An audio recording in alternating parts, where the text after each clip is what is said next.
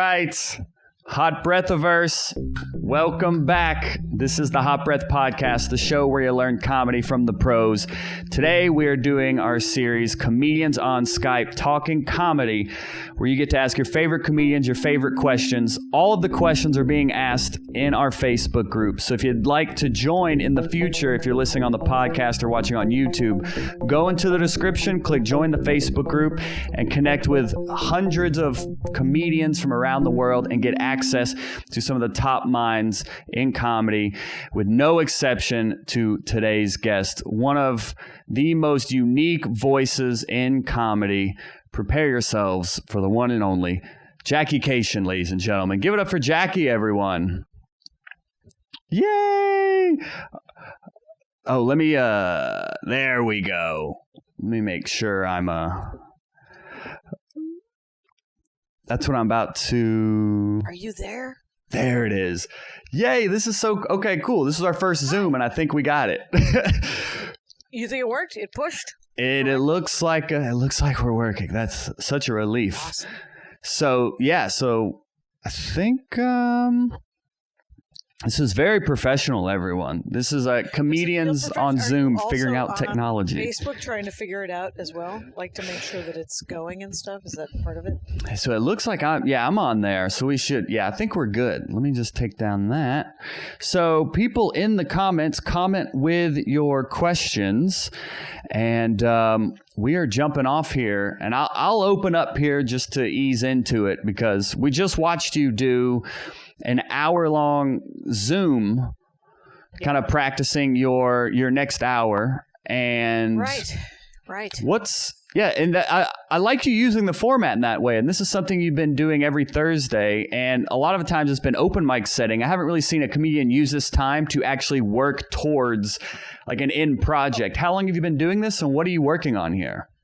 Probably since March, since the middle of March. I've just been doing. At first, it started out because it's a different room, right? It's a different venue. Doing it online, and if you end up shouting into the internet, there's no back wall, so it's very hard to know the timing and all this stuff. But so I started out doing 20s. And I was like, well, because I'm supposed to do a new album. I signed with 800 Pound Gorilla to do a new album. Oh, nice. Album. Yeah. Can you turn your volume up by any chance? Yeah, I think I can. I think they're saying you're a little low. Well, how about that? Ooh. Yeah, is that a little better? Yeah, Michelle was saying her volume's a little low. So let's see. Now is it a little hot? Is it a little... That sounds good right there to me. Sounds real good? Okay. Yeah. So... I started doing 20s, and then I was like, well, 20s are great, but eventually there has to be an arc, and it has to. So for the past 3 weeks, I think I've been just doing every Thursday, doing 60 minutes, and it turns out, because all of my albums are about 45 to 55 minutes, and this one I assumed was going to be the same. But because of quarantine, it's delayed it. I've written a lot of new material. I pulled something from the last album that I've decided to put into this one that didn't make it onto the last album. And so I'm at 70 minutes right now. That's a little long for me. I don't think anybody should. I mean, granted, I would say live stand-up comedy, no one should, and this is entirely my opinion, I know that I don't want to see the headliner do more than an hour 15. And as much as Mr. Chappelle is a genius, I don't want to see 6 hours of anything. Nope. Yeah. I don't want no part of it. So what is that process? If you have 70 minutes right now, what is, because were you actually reading off the screen as well today? Like, are you word for word or? No, I was working off of my set list, which was beneath. It's the old. This is this week's notebook. Carmen Morales actually brought this. Shit! I just spilled my coffee. Oh no! My God! I know it. It isn't right. There's trouble, but there's trouble afoot. I can. If you need a minute there, I'll filibuster. I'll be your opener. I'll do some. Just do some vamping. No, yeah, I'll essentially, if I move some things dabbing to the side, you can keep talking. Go ahead. Yeah, so people, go ahead and comment with your questions here. Thank you for everyone that's tuning in and gave us the heads up on the audio as well. So feel free to go ahead and comment with your questions. It's cool. Justin Williams is in here. He was in the live Zoom show. He said, "Hey, killer show." So that's great. Oh, that's great. Hey, this was sitting on top of. The only reason I have to move it is that this is a short box full of comic books. We don't want those to get trashed. No, we would rather not. No. Everyone will be sad if I've destroyed a month and a half of X-Men. I shouldn't have asked. I asked about the writing, and then I did that, and I apologize. So. Oh, that's okay. That's okay. I literally, though, am going to run away and get a towel. I'll be right back. Yeah, please, go ahead. Oh, Michelle said no dab anymore. Thank you, Michelle. I appreciate your support there. So this is a first. This is good. We've had guests bring notebooks on here before, but we've never had them slam them or drop them and then accidentally spill coffee everywhere. So hopefully everything's okay. Nothing is completely broken. But thank you to everyone that tuned in from Jackie's Zoom call. That's very cool. If this is your first time hearing about us, we're Hot Breath. We started as a podcast, and now we're an online comedy education platform. And we do these Q&As every single week. And we also have a YouTube channel with more interviews and content, as well as a weekly podcast. So if you love comedy and you love nerding out about comedy, this is your one-stop shop for all of that. So I appreciate your support, Michelle, in saying never dab again. I guess you and my wife have been talking because I dabbed during my comedy special, and she still hasn't forgiven me. So, Danny says spilling coffee everywhere is part of the process. It's part of the process, you guys. I mean, that's the great thing about a live show. You get to see what's happening. I know. We got to see, like, your Hot Wheels. Oh, the Hot Wheel collection is speaking of ubiquitous. Yeah. My husband is quite the collector of many Hot Wheels. Then we bought one of those rings so that I'd have better lighting. And then there's some more Hot Wheels. And then there's some more Hot Wheels. And that's his curio shelf full of Micronauts. Who doesn't love a Micronaut? What's a Micronaut? It's an action figure. Oh, okay. And I'm just going to stack board games that we haven't got to play because there's just the two of us. And so that's a new one. We played this one. Here's Fickle. I don't know what it is. I can't remember. But here's real nice. It's going to stack it up. Hi. So you're both collectors. No, he's a collector. Oh, he's just the collector. Oh, okay. You know, I like board games and video. Like literally, this is. I will also show you that's the filing system for the comic books. Oh, okay. And so they're being sorted. We have 10,000 comic books in this house, and It's 950 square feet. So it's pretty glamorous, the life. But I love him, and he likes stuff. So when we moved in together, he was like, "You'll never see him. The bed is lifted up high enough that we can slide the boxes under." He doesn't talk like that. And so, yeah, but it's been a journey. He's a game designer, so he has and an art guy, so he's got a lot of stuff that he needs to collect, I guess. Oh, but that's love. And are you one of these comedians, I mean, like myself, that has like boxes of notebooks as well? I mean, you've been doing comedy since the 80s. Have you kept up with all of your notes and all that? I have kept up, and it is obnoxious because I'll tell you something. I realized how silly it was to keep those notebooks when Mark Maron told me that he kept all of his notebooks because he feels like after he's gone, people will go through them and realize the genius that he was. And I'm like, yeah, nobody's going through our notebooks, man. And then I realized and I was telling Bamford that, and Bamford was like, well, you know, I throw out my notebooks, Maria Bamford. And I was like, you do what? What? And because, I mean, because here's the thing. When I go from one notebook to the next notebook, ideally what I do is I take like the set list that I'm working on and I transcribe it into the new notebook. And then I also go through the old notebook and find all the bits that never got fleshed out or anything. And I copy that into the new notebook. So the first 4 pages of every notebook is essentially, the last notebook summarized. By hand? Yeah. Oh. Yeah, because, back in the... Yeah, this is a dinosaur right here. And, there's some handwriting going on, for sure. I've heard... And I don't have it. You know how, like, Dat Fan and Eliza Schlesinger on Last Comic Standing would talk about their Excel spreadsheets and how they've got it. And then, did you ever see Joan Rivers' documentary? Yes, the card catalog. The card catalog? Hilarious. Yeah. You're like, all right, I'm nuts, but I'm not that nuts. And but we're all nuts. I mean, why do I have? When I watched Maria, I was like, you throw them out, and she goes, yeah, want to see me do it right now? Bam. And I was like, but eBay, and and she was like, don't touch it. And it was, and she uses CVS notebooks. She just likes a ring, like a school notebook.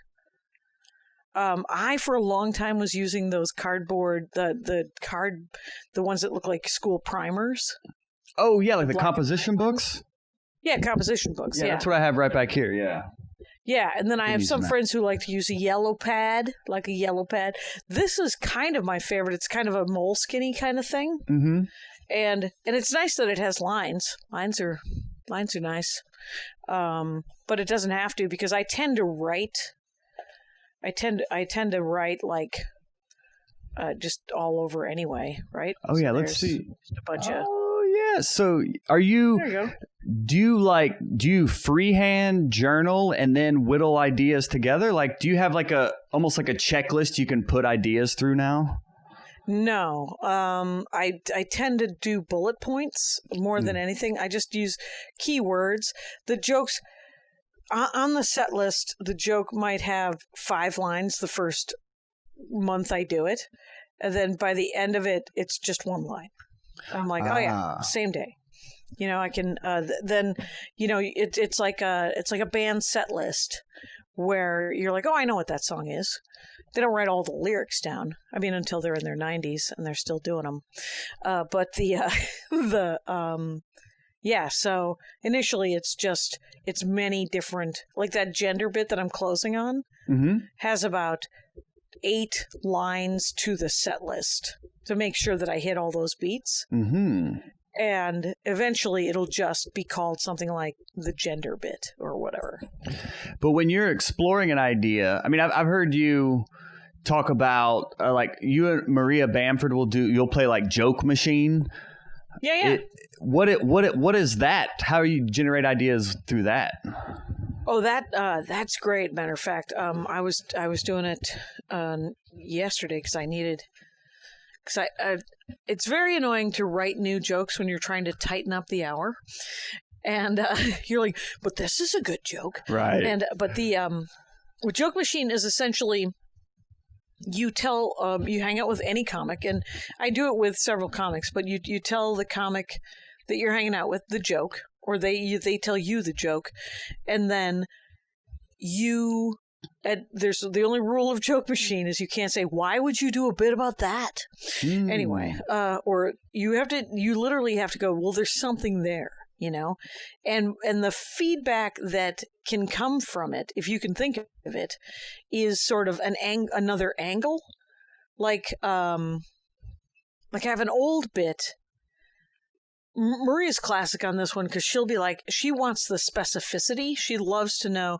Like I do this joke about Spooky Reading Girl, and it's on like 2 albums ago, and it's about me in junior high reading while I was trying out for the basketball team in 9th grade. So I'm doing laps reading a book, and that's a funny image there's a funny joke. But Maria was like, what book were you reading? And so then I had to kind of think about what books was I reading at that time and pick the funniest one. And I picked The Bravest Teenage Yanks. It was a history of teenage boys who were in the Union Army who got the Medal of Honor.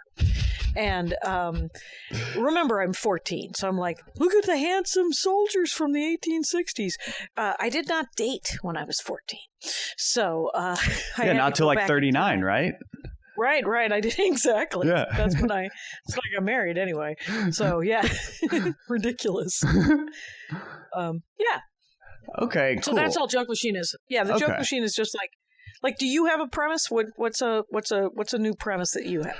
Well, the one I've been bouncing around is like my wife likes to keep her phone on 1%.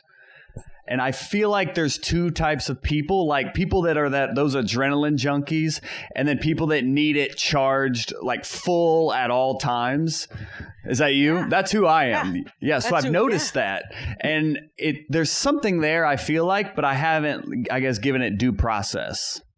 Right. Well, because and what it makes, there's a couple of angles that I could go with. You'd be like, well, the history of your own.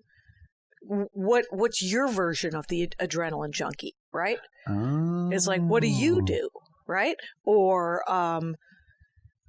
you are safety mouse, right? And how is she a safety mouse in a different way, right? Does she have backup toilet paper for years? And then it's like they're just like, what's another angle to your premise? Just like, what's another example of this trait about me or her? Mm-hmm. Yeah, and making it personal is always nice. Or you could try to make it bigger. You're just like, well, 1%, and then for no reason you're like, well, is it because you've always wanted to be part of the 1%, or some weird, like if you were a one-liner kind of comic, right? Something like that. Yeah. Yeah, I was thinking there's something with, it's like 1% battery to the 1%ers. I thought there could be like a Venn diagram to maybe explore between the similarities and differences between those. Right. Yeah, you could go big. If you go big, then you go global, right? Then you go like, well, and then you could be like, well, what about the Chinese children who made that?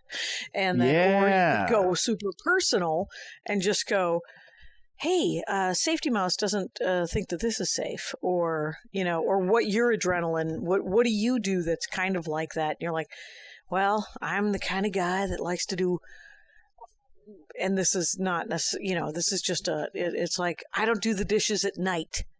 I leave them. I like to do them in the morning. Yeah. And maybe that's something that she's like, yeah, what about the rats?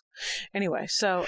It's almost like, I like that I'm almost like, I'm just as we're using the joke machine here, it's almost, the example is like, she's this way, but I'm no better type deal, as opposed to trying to, this is what's wrong with her. It's like, she's that way, but I'm even like worse type. So I'm still like the victim almost.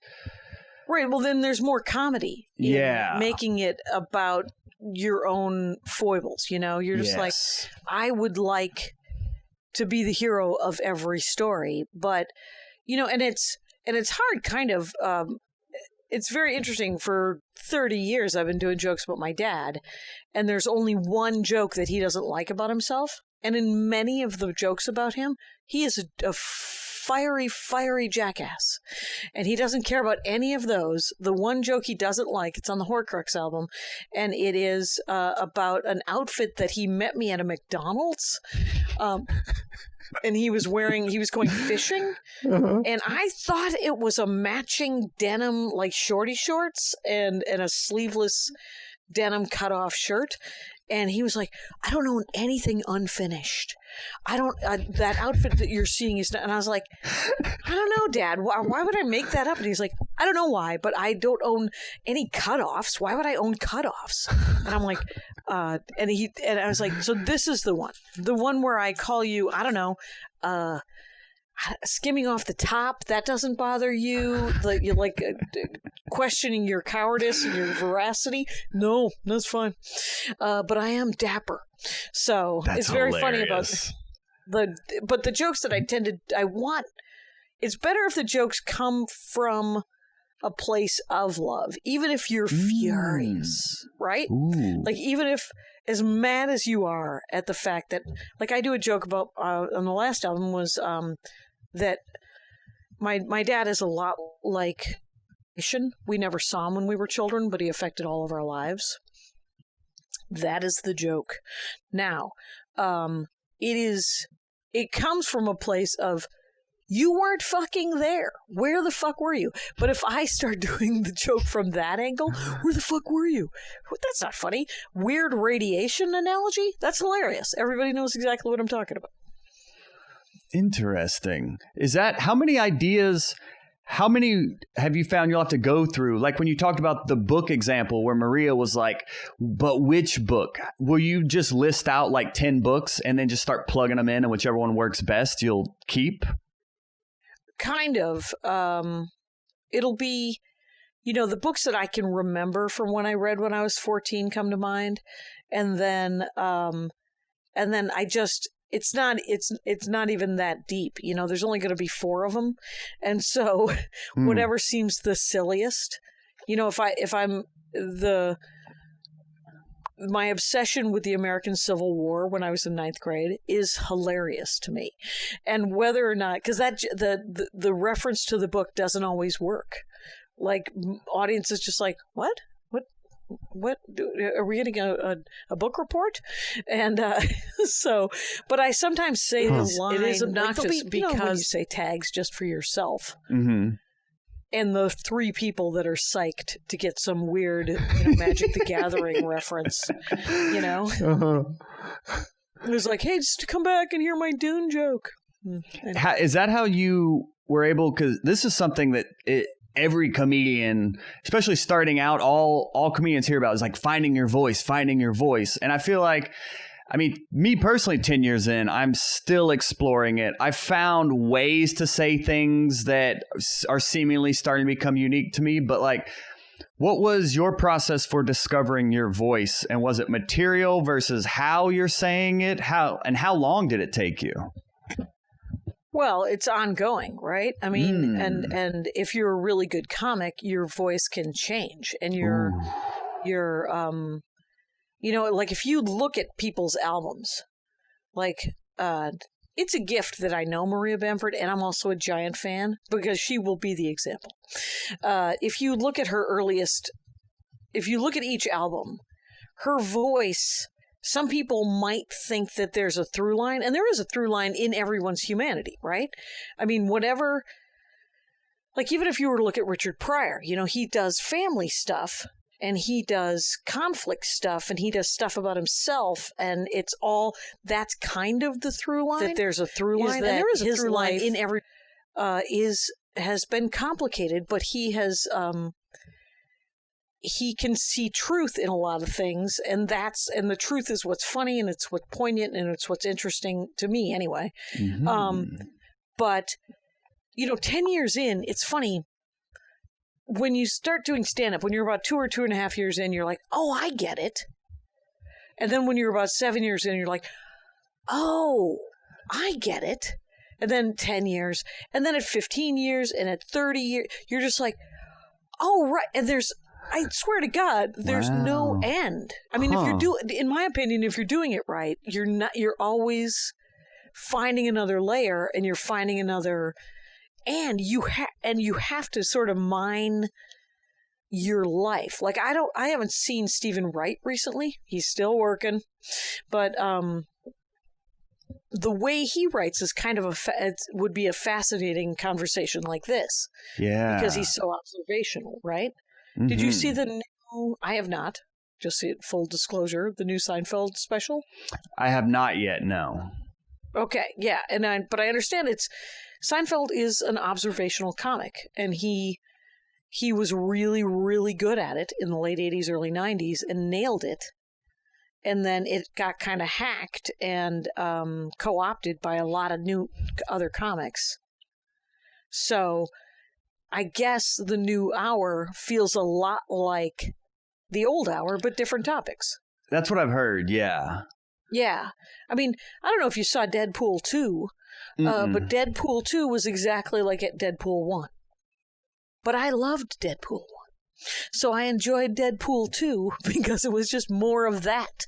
So if you like, Seinfeld from 1995, you're going to love this because it's just, but that's, you can hone things that are, somebody asked me probably 10 or 15 years ago, they're like, you still talking about your dad? And I became offended. And then I was like, oh, that's right. Yeah, he's going to be, he's a standard, right? I mean, he's 84.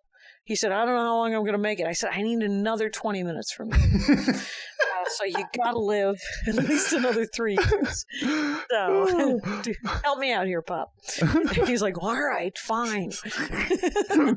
I'm very inspired by you saying that it is an ongoing process, though. And at every stage of our career, it is like, aha, oh, now I get it. And then 5 years later, you're like, wait, that wasn't. No, this is it. I'm glad it's just like a never-ending Rubik's Cube. Right. And because there's no done. There's no, I mean, that's, if you think you're done, I think that's when the writing can stagnate, and that's when the performance can solidify. I mean, I don't know. I never saw Rickles. People love Rickles, right? And I never did see him, but I never really got him either. Like I never thought he was really for me. Doesn't mean that he wasn't beloved, and and people were like, I'm in it, and but I don't know how much he changed in the 70 years he did stand-up comedy. Right. Yeah. Some people I think that play the hits. There's so many. There's so many ways to do it. So you don't want like that Joan Rivers documentary. I remember watching her set. They showed several sets throughout the documentary, and going, oh shit, she's still writing, and I was like, I was psyched, whenever I meet like a very bitter, I'm a road comic, right? I mean, that's my gig, and that is my bread and butter.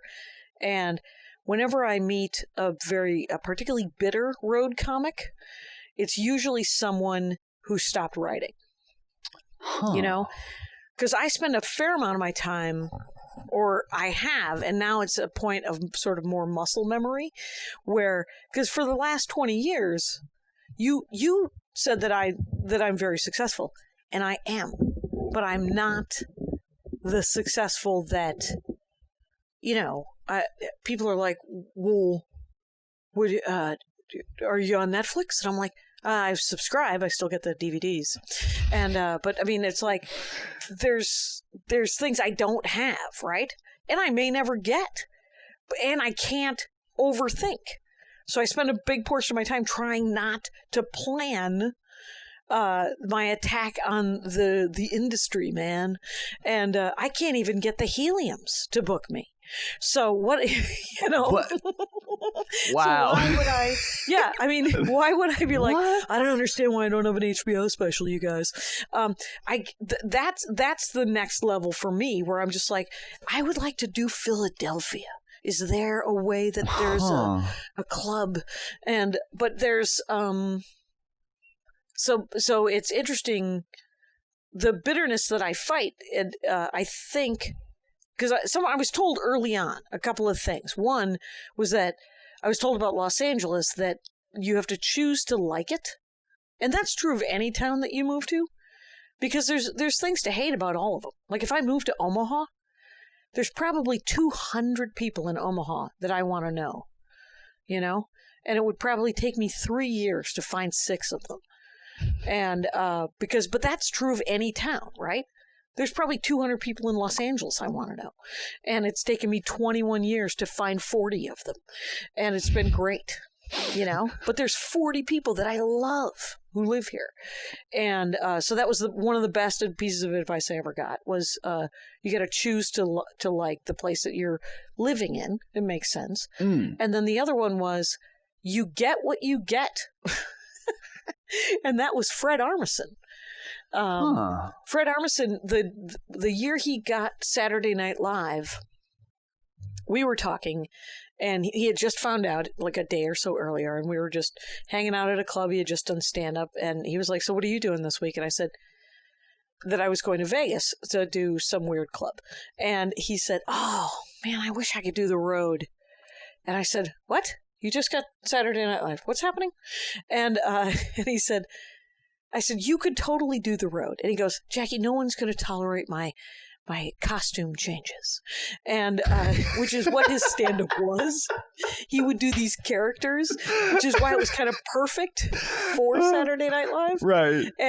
But he would do like a 7 to 12 minute character. Wow. And then, which was perfect for Saturday Night Live.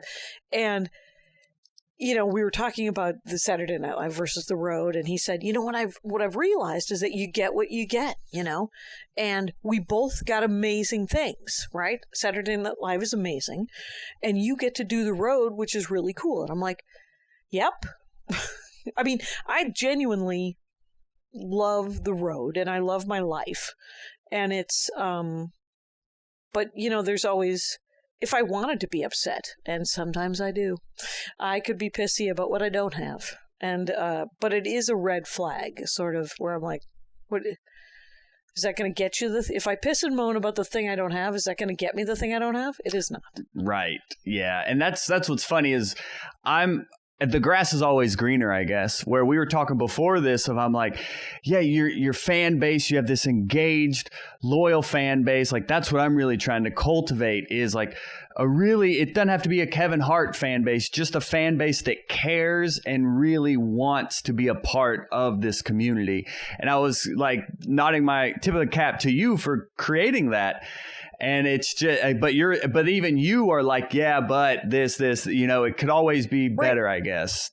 If I wanted to, I mean, in our heads, you think about it. Yeah. Margot Robbie is probably sitting in her mansion on a Scrooge McDuck pile of money going, why wasn't I offered that gig? Right. I mean, it's always, there's always that level. But I will say that, about fan base, one of the greatest inventions is this sort of technology, which makes it possible for anyone to do things, right? Removing the gatekeepers and all this stuff. So I started the Dork Forest in 2006. And so I just have, somewhere between, I think it's 11,000 listeners per week, which is not hundreds of thousands. It's not the Marin level. It's not the Joe Rogan level. But those, even the core, sort of what I think of as the core kind of 3,000 or 4,000 of those people, they want to hang out. They want to see the thing. What new thing are you doing? And their fandom is enormously supportive, super personal, and they all feel like people that I would hang out with, and. They're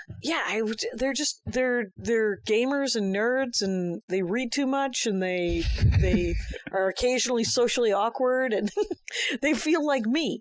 But it's like, and we touched on this a little bit before we started talking, but there are comics who they end up getting these fan bases that are, I mean, the classic example is, of course, Dice Clay, right? So Dice had a character that he did that was a horrible person. And then some horrible people were like, that's my guy. Let's do this. Woo! Let's fill Madison Square Garden with a bunch of shitbags. And then you have 100,000 people who love you. And you're like, well, I should probably take their money before I leave. And you're trapped in this weird thing. And then when you think about Louis C.K., right?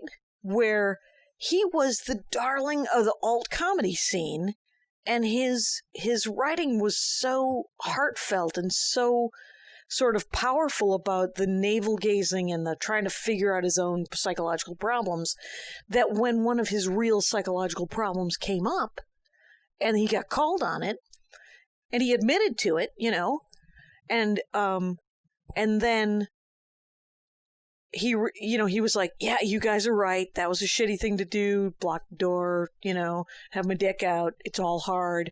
And, I've been in plenty of green rooms with flaccid dicks out because it turns out some dum-dums are 7-year-old boys. And they're like, trow drop. But it's really? That's happened to you? Yeah. Oh, yeah. Yeah. A lot? Yeah. A male comic is just like, hello. I would say 3 times I've had dudes drop their trows because they think it's funny. What? Yeah. These are not nice men. These are not good men. Right. See that look on your face? That's that joke that when I tell a story like that, they're like, "What did you tolerate? What did you wait? You didn't leave. Why didn't you just tell them to? Why didn't you call the police? What happened?" And so this is the last gen. And by the way, those 3 guys, nice enough guys. You wouldn't want to be alone with them. Still around? Like they're door. still like well-known comics? Yeah. Oh my. Okay. You want some chat room? You want we want it. Oh, you can't actually say it. I was just going to tell you. I wasn't going to tell. I do a podcast with Lori Kilmartin where we write down names of crazy things that have happened to us. Oh, you could do it in the chat, you were saying. Yeah. Okay. Yeah. Ooh. Do you Locker know? room. Yeah. All right. You will be surprised. Oh, no. Yeah. That's unfortunate. Nice enough guy, right? You just want to stand by the door. That's all. Well, anyway. What's interesting is like, I feel like when he was coked up, by the way. Is that that adds context. But it does seem like for people I've interviewed, like when I'm like, why aren't they somewhere like else type deal? Like why aren't they further along type deal? I've done enough interviews to where it seems like there's always a reason. Yes. Yeah, you can often tell, right? There's that famous saying about, and it wasn't written specifically about straight white guys, but it's the best example. It's the most purest hypothesis for the success rate of straight white guys is that if you are on time, if you are a genius, or if you're easy to work with, if you have all 3 of them, you will go off the charts fine. Mm-hmm. If you have 2 of 3, you are employable. If you are always late, but you're a genius and you're good to work with, people will tolerate it. If you're a pain in the ass to work with, but you're a genius and you're always on time, just don't lose that genius. And I love that though. Yeah, the 3 traits. It's great. Yeah, it's a weird analogy. Nobody fails upward better than Donald Trump, though. That guy has failed upward the whole way. That's it. Let's send him to the moon. Okay. All right. Well, yeah, let's get into some fan questions here as well. Sorry to hog the questions here. We just got some momentum. I felt very engaged there. Like the more I'm doing these, like over Skype, I used to always, my rule was I'll only do them in person. So I would wait for people to come through Atlanta or when I was out on the road or something. But with I used to do that with Dork Forest. Yeah. And now but at least with Zoom, you can, we can see each other, which I think helps a great deal in Skype. Oh, but let me finish can I finish the analogy? Please. Because Louis C.K.'s, because Louis C.K. had this thing where he admitted that blocking the door with his hard dick was a bad thing and making people watch him finish was gross and terrible. And so he apologized for it. And then he was like, I'm going to, take some time and do some remuneration. And 10 months later, he decided that it wasn't that bad. And so he came back and he's like, it wasn't that bad, you guys. They could have left. It would have been fine. You're like, could they have? Anyway, you're really... that it's a rationalization that's nuts. But the weird thing is I was going to talk about his fan base. His fan base for so long. And I was always, I get it. I thought he was funny, but he was never I always wanted, he had that policy of doing a new album every year. Right. And I always wanted him to give some of those jokes another 18 months because tighten him up, especially me I'm super wordy and it takes 3 or 4 years to do a new album. But But his new fans, Louis C.K.'s new fans, are a lot of just deniability kind of weirdos, and it can't make him happy, because they aren't the brightest, and they're not the brightest comedy fans. What you want smart fans, right? Mm-hmm. You want comics, you want fans that are going to get your jokes and get even your weird references. You don't want people who defend blocking a door with your hard dick. Why would you want that to be your fan base? But that's what you get when you don't do the work. Because there's two things about stand-up comedy. One is the stand-up comedy, which is was probably 85% of my life for 17 years. And then I decided that I would like a rest of a life, a boyfriend, possibly a home, maybe a family, if I were to have a baby, which I did not, and that's fine. But I decided that I want, and you have to work on that second part of your life. If you are just a comic for 50 years and you are never the rest of it, like you meet a guy who's a comic who becomes sort of a better dude once he starts having kids. Because he realizes that there's more to it, and it gets him out of his own head, Anyway, but I was just saying that the new fan base for Louis C.K. is a drag, because that guy has, and he still has potential. He could still figure out how to fix the life part of his life, which I think would make his stand-up better. Yeah, but it almost is like a mirror. Like your audience is almost a mirror of what you're putting out there, right? Mm-hmm. And I always bring it back to the stand-up. I'm like, don't you want to sober up so then you could have better stand-up? No? All right. Don't you want to stop being a piece of shit so that your stand-up's better? No? All right. I mean, and that is just the meddler in me. I mean, it's none of my business. Yeah. Everybody gets to do whatever they want to do on stage, Yeah. Yeah. 30. As long as it's funny, like it's got to get a laugh. Not even if it's if they got hired. Like I've had any number of features over the last 35 years where you're like, well, I guess I'll be following that, and you can't. There are some headliners who tell the features what they can and cannot do, and if you can afford to, you bring your own feature, But I've never been a person to tell people, like, when I was coming up, there was the club owner was like, the first weekend of hunting season, none of the rest of the comics in Minnesota could do jokes about hunting season because he wanted them all. And I was like, this is the perfect storm of a shitty headliner activity. Yeah. Everybody gets to do whatever jokes they want to do. Granted, if I follow you and you've done some sort of horrible racist, misogynistic bullshit, I will probably mock you openly. But I won't stop you from doing it.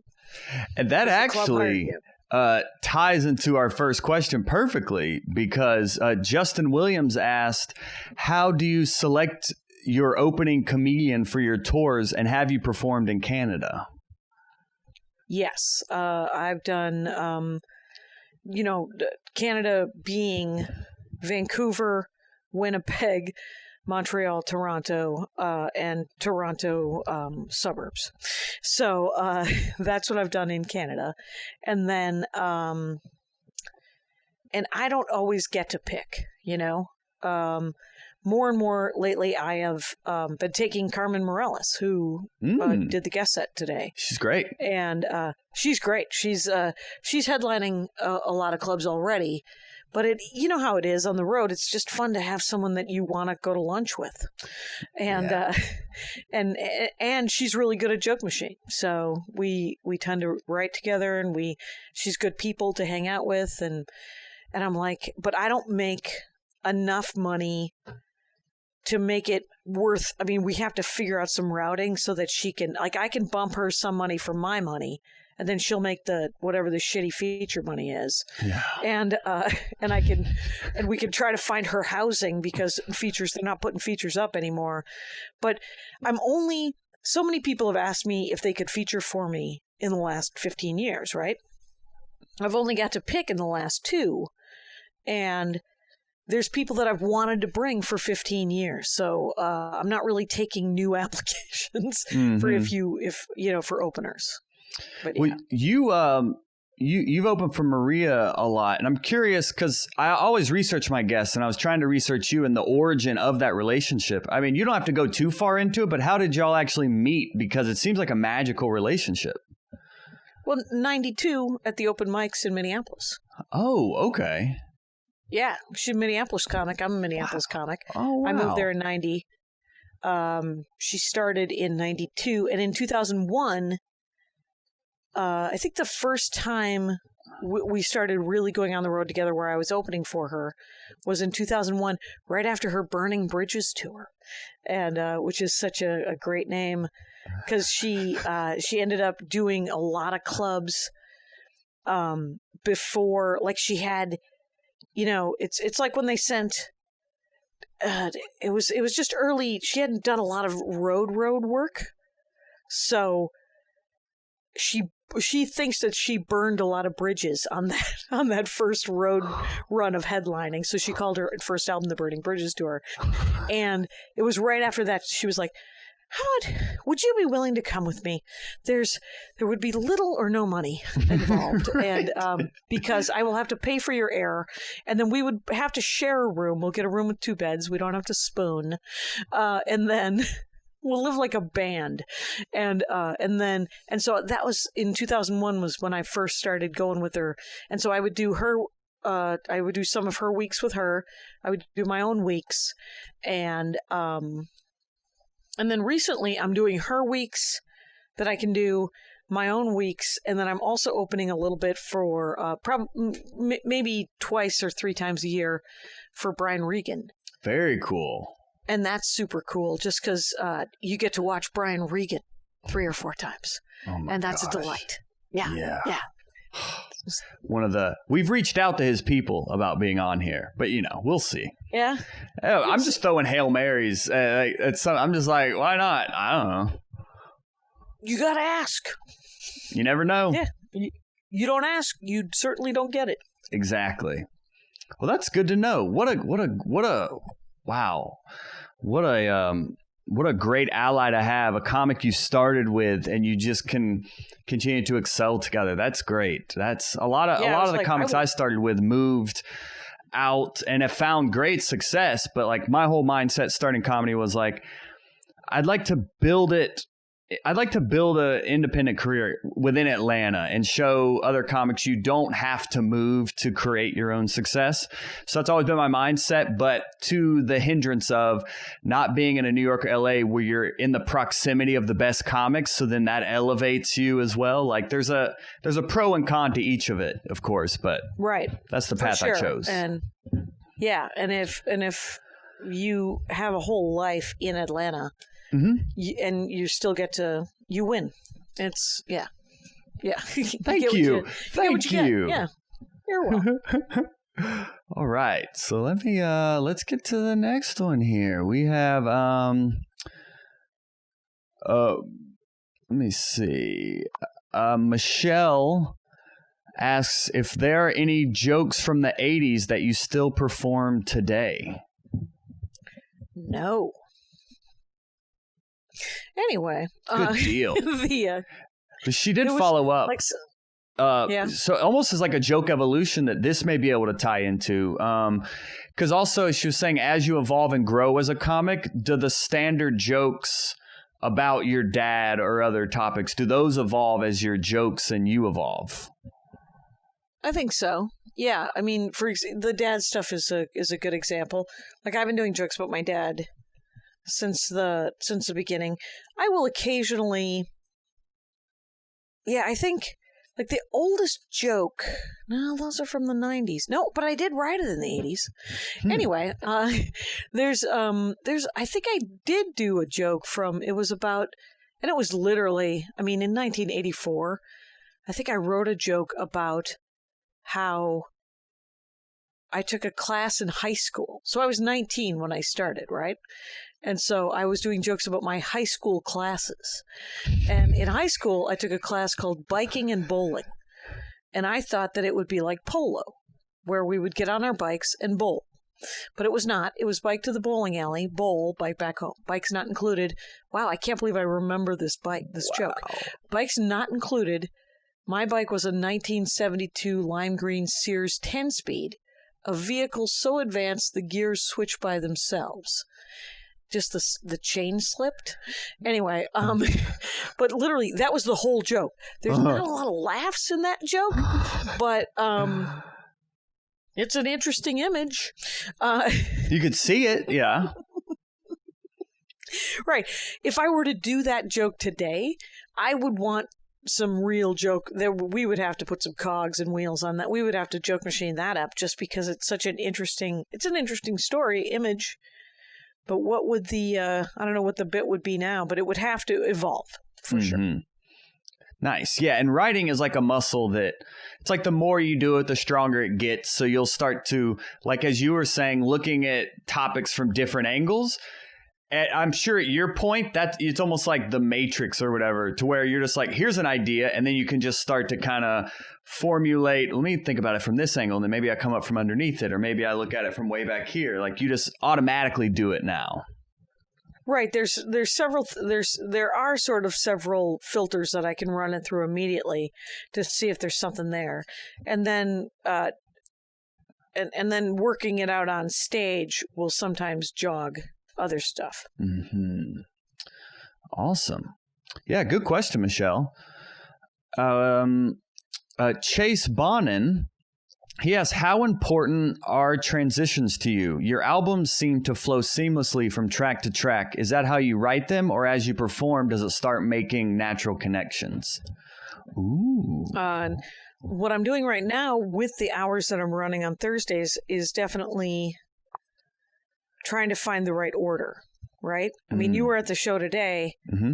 The flirting bit, I was like, this doesn't go here. There's no transition, there's no segue, there's no nothing, but I had to do it. So I just got into the bit. So what ends up happening is the topics sort of lead into each other. And if they don't organically, I just move them into something that has anything to do with it. If I've mentioned my dad, and then there's a tiny story about my husband, and then all of a sudden, hey, it's the married chunk. And then I've talked about my husband, and then at the end of that, there's some weird social justice thing, and then I'm like, oh, we could talk about the nature of good dudes versus dirtbag dudes, and whatever. Because, I mean, it's weird, the topics that everybody's doing right now, is there's so much parallel thought, because you would think there would be more just because we all have all this information.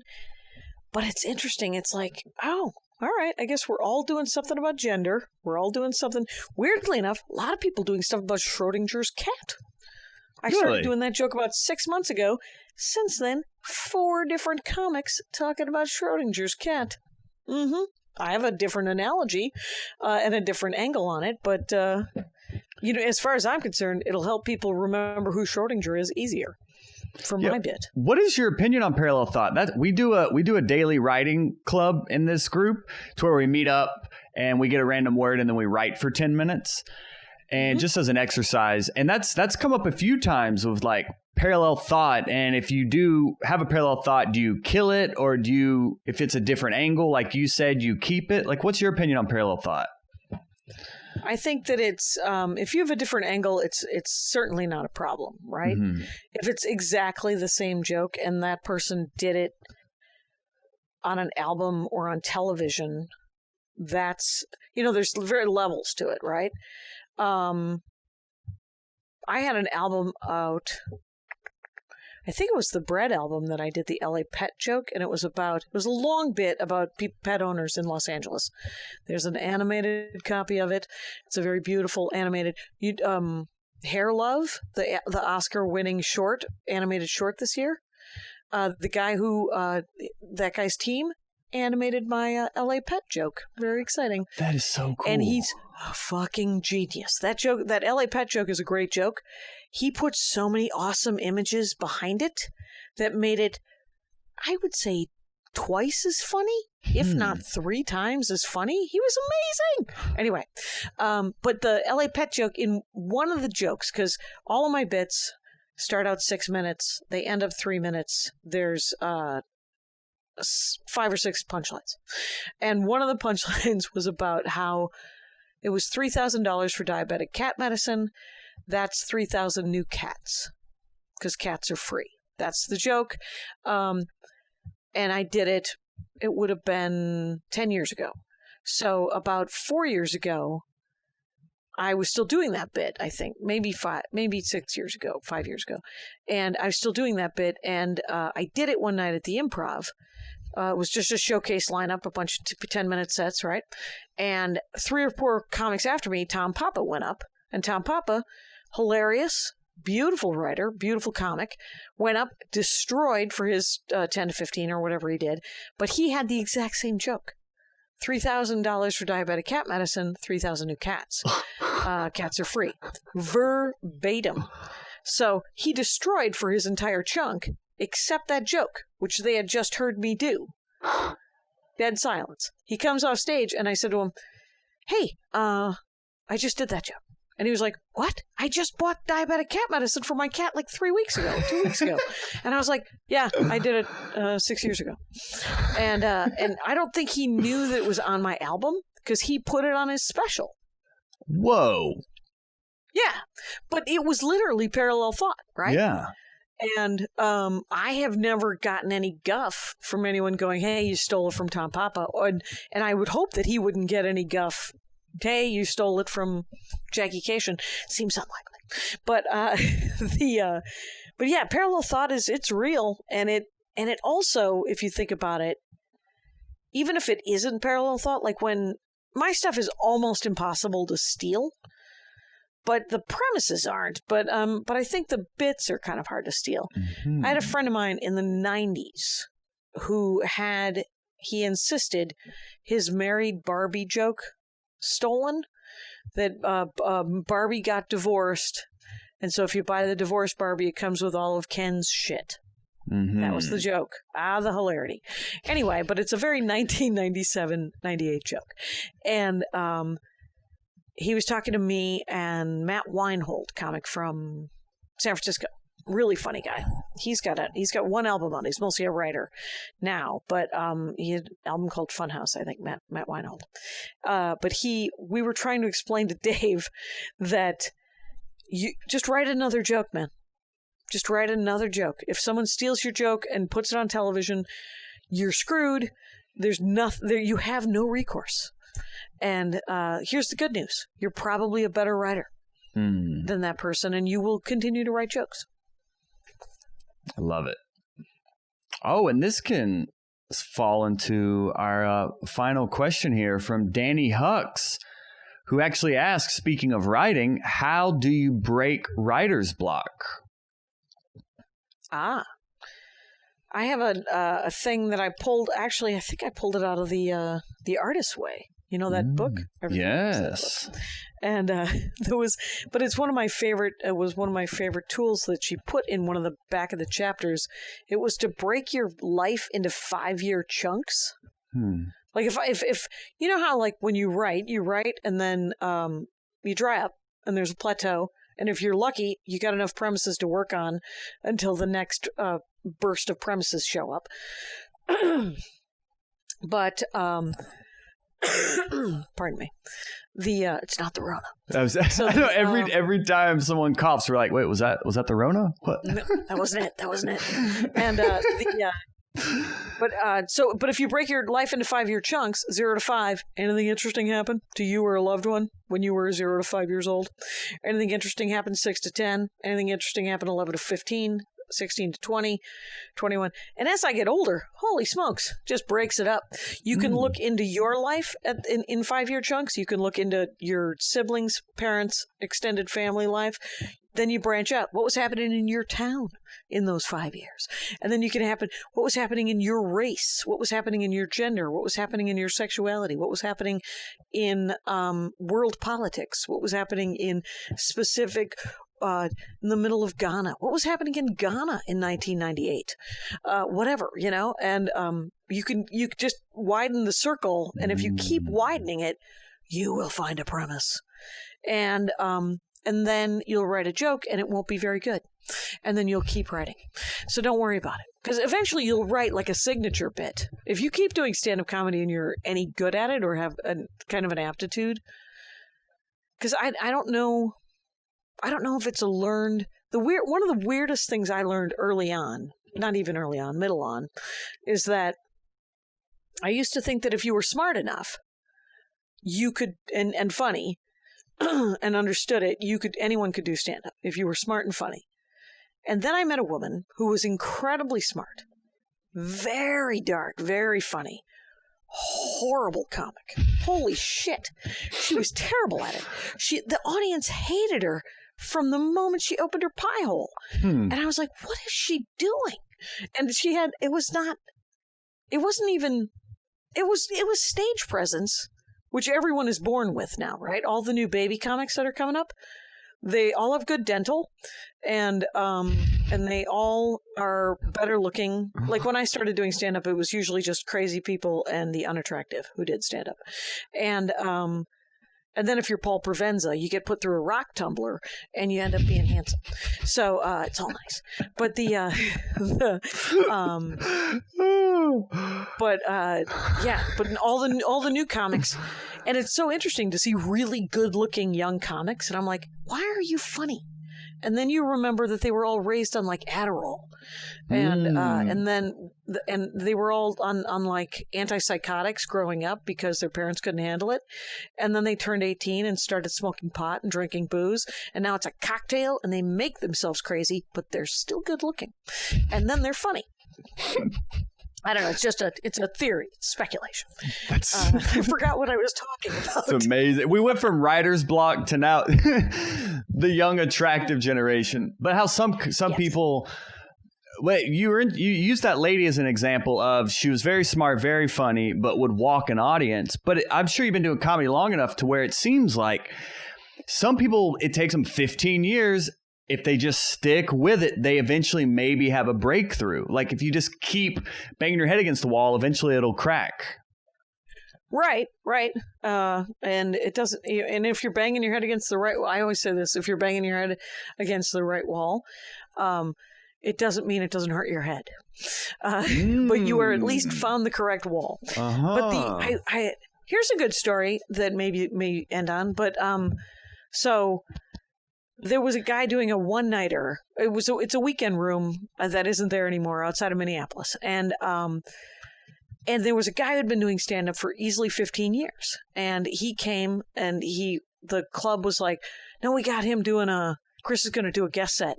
And my buddy Dave, literally, he was like, the guy did the guest set. He came off stage. And Dave said that he went up to him and he said, you have to stop doing stand-up comedy. I've been watching you for 15 years. You've never had a good set. You've never said anything funny. And I was like, what the fuck did you do? And he goes, he's terrible. And I said, yeah, it has nothing to do with you. And he was like, it was on my show. And I said, well, you can tell him that he can't do guest sets on your show, but you can't tell him he can't do stand-up comedy. And he goes, he has to stop, Jackie. And I was like, no, he doesn't. No, and he said, well, Jackie, here's the thing. I went to him and I told him that he sucked and he never said anything funny and it had been 15 years and he had to stop. You know what happened the next night? It was a Friday, Saturday. He showed up on Saturday for a guest set. And I was like, that's because he wins. He wins, Dave. You don't win. That guy, as bad as he is, he used to open up with this terrible Cabbage Patch Kid joke. He was never funny. This guy was not a funny guy. I'm like if a Cabbage Patch Kid and another thing turned into a poof. What? It's me. And you're like, stop. Oh, 15 years in, still doing I Look Like XYZ. Oh, boy. Gotcha. Oh, well. Thank you. Yeah. Yeah, I guess that's good. Yeah, I trust your opinion on that. On terms of... Yeah, but you can't tell him you can't do stand-up comedy. You can't... Stand-up comedy is like telling somebody if they say what they're doing is stand-up comedy, It's stand-up comedy. If you are Gallagher and you're breaking crap, it's stand-up comedy. If you have a rubber chicken and you're waving it at the world, it is stand-up comedy. If you are the driest motherfucker in the world, that's stand-up comedy. And if it's storytelling, if it's one-liners, you can't tell somebody that they're not doing stand-up comedy. You can say, that is not for me. And I say that. So as we closing advice here, you've been doing comedy over 30 years. So what advice our core listenership are comedy nerds and more specifically like comedians that are just out there on the grind. So like what kind of advice could you bestow upon us moving forward in our comedy careers? Well, what I would say is that if you want the full version of this, in 1985, I think, I met my first comic. I was given this advice, and I framed it, and I put it on the wall in my bathroom. And I don't know why it's in the bathroom, but there it is. Uh-oh. What does that mean? That didn't take. But it's advice that this woman wrote. And she still does stand-up. She stopped doing it for about 10 years and ended up doing it again after like a 10-year gap where she was teaching yoga to the Dixie Chicks, I think. And so she was very much a groover, right? And but her advice is the same advice I would give anyone. You just the best advice was probably be patient and have fun. Those were my two favorites. I just tried. It's on the front page of my website. It's the advice I got when I first started doing comedy. It's a link on the front page, lower left. The link looks broken. I'm gonna have to talk to my web guy. Anyway, but the advice is essentially be patient with your creativity and be patient with your career, because there will be plateaus and there will be leaps and there will be valleys, and have fun works with that, because if you are having fun every show, and you can't have fun on every show. Sometimes you're in your head too much. But if you remind yourself to have fun, you will have more fun than if you do not remind yourself to have fun. I remember I got off stage at Last Comic Standing, the semifinals, and Bill Dwyer was right in front of me. He had just done his 5-minute set. He got off stage, he grabbed me by the shoulders, and he goes, "Guess what? Once you get out there, it's just stand-up comedy. You're going to be great." And then he kept moving, which was the greatest pep talk in the world, right? Yeah. So be patient with your career, with your creativity, and and remember to have fun. All right. Well, this was so much fun. Jackie, please let the Hot Breathiverse know like where they can follow you, support you, join your whole world you have. Well, I'm going to fix that link, and then you can look at it directly, the advice. If you go to JackieKashian.com, and JackieKashian.com is easy enough because it's also FamilyPetAncestry.com, dating back to that old LA Pet jet, which I bought. FamilyPetAncestry.com because it made me laugh. But now they are actually doing DNA tests of people's pets, and it's completely bananas. So if you go to it's just at Jackie Kashian, Twitter, Facebook, Instagram, Snapchat, all the things. And I have 2 podcasts, The Dork Forest, where I interview people about what they love. And a lot of it, if you have a favorite comic or a favorite dorkdom, if you type in the words The Dork Forest and the name of your favorite comic, they've probably done an episode. It's Kathleen Madigan talking about the Kennedys is particularly one. So Guy Branum talking about the Mitford sisters, also a delight. All the things. Marin talking about blue jeans, weird. Anyway, so Jimmy Pardo talking about the band Chicago. Anyway, but you can do whatever you want. And then I have another podcast entirely about stand-up comedy where Lori Kilmartin and I celebrate and bitch about it for 1 hour each week, the Jackie and Lori Show. And you should have Kilmartin on. She writes for Conan. She's a bro comic. For sure. And yeah. And is a delight. Yeah. Yeah, we'd love to have Lori on. Yeah, that'd be great. Awesome. Well, that is it. Hot Breathiverse. go forth, support Jackie and all she is doing. We will link all of that in the description. If you are watching this later or listening to this later, go into the description, click join this Facebook group. You're missing out if you're not in here. So we're getting comics like Jackie on here. Nowhere else is doing this. I mean, come on. So go forth, follow this advice. Thank you, Jackie, for your time and valuable wisdom.